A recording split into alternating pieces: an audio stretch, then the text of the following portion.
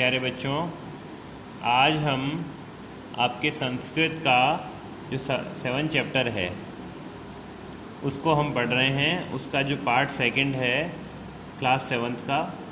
तो कल तक हमने पढ़ा था कि पार्वती जो है अपनी तपस्या कर रही है, तो तभी वहाँ कोई आता है। देखिए आगे, अब आगे से देखते हैं। नेपथ्ये अयि भो अहम आश्रम वटु जलम वांछामि।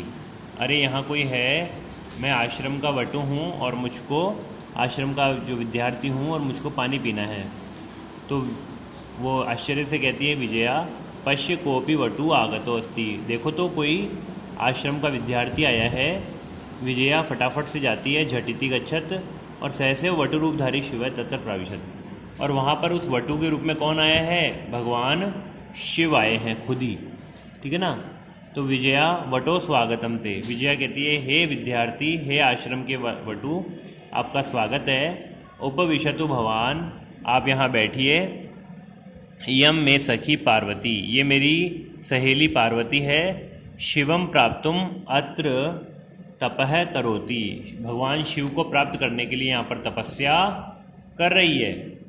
तो वटु कहता है, हे तपस्विनी, अरे तपस्विनी, किम क्रियार्थम पूजाकरणम वर्तते, स्नानार्थम जलम सुलभम, भोजनार्थम फलम वर्तते। कि अपने कार्यों के लिए पूजा के उपकरण हैं, स्नान के लिए जल उपलब्ध है, भोजन के लिए फल है।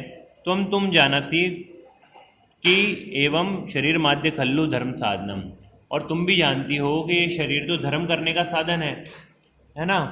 पार्वती तुष्णिम तिष्ठति, यानी कि ये कह रहे हैं कि ये तुम क्या कर रही हो, अपने शरीर को क्यों सुखा रही हो। अब भगवान शिव उसकी क्या ले रहे हैं? परीक्षा ले रहे हैं।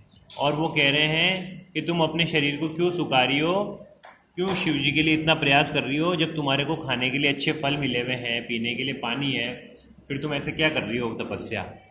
तो वटु कहता है, हे तपस्विनी, किमर्थम तपसी शिवाय, किसके लिए तपस्या करती हो? शिव जी के लिए। पार्वती पुनः तुष्टिम तिष्ठति, पार्वती फिर भी चुप रहती है। विजया आकुली भूय आम तस्मै एव तपय तपति। तो विजया कहती है कि हाँ, ये उन्हीं के लिए तपस्या कर रही है। तो वटु रूपधारी शिव कहते हैं, सहसे उच्चे उपहसति। तो वटु रूपधारी जो शिव है वो बहुत ज़ोर से हंसने लगते हैं। खुद शिव जी हैं वो, और वो ज़ोर ज़ोर से हंसने लगे। वटु अयि पार्वती, अरे पार्वती, सत्यमेव त्वं शिवम पतिमिच्छसि। अरे पार्वती, क्या तुम सच में उस शिव को पति के रूप में पाना चाहती हो? और फिर हंसने लगते हैं। तो नाम शिवय अन्यथा अशिवय, केवल नाम ही उसका शिव है, बाकी तो वो बिल्कुल अशिव है। शिव का मतलब होता है कल्याणकारी, शिव का मतलब होता है जो सबका भला करे, लेकिन वो तो बिल्कुल अकल्याणकारी है, अशिव है ना। तो शमशान वसति, वो रहता कहाँ है? शमशान के अंदर रहता है। यस्य त्रीणि नेत्राणि, उसकी 3 आँखें हैं। अब बताओ, किसी के 3 आँखें हो तो वो सुंदर दिखेगा कि असुंदर दिखेगा? किसी बच्चे के 2 की जगह 3 आँखें निकली हुई हो तो कैसा लगेगा? तो वो तो 3 आँखों वाला है। और वसनम व्याघ्र चर्म, और उसका जो वस्त्र है वो व्याघ्र चर्म है। अंगरागह चिता भस्म है, और वो पाउडर की जगह क्या लगाता है? चिता की भस्म। जब कोई चिता जलती है तो उसमें जो राख बनती है ना, उसको वो अपने शरीर पर लगाता है। भगवान शिव जी लगाते हैं, है ना।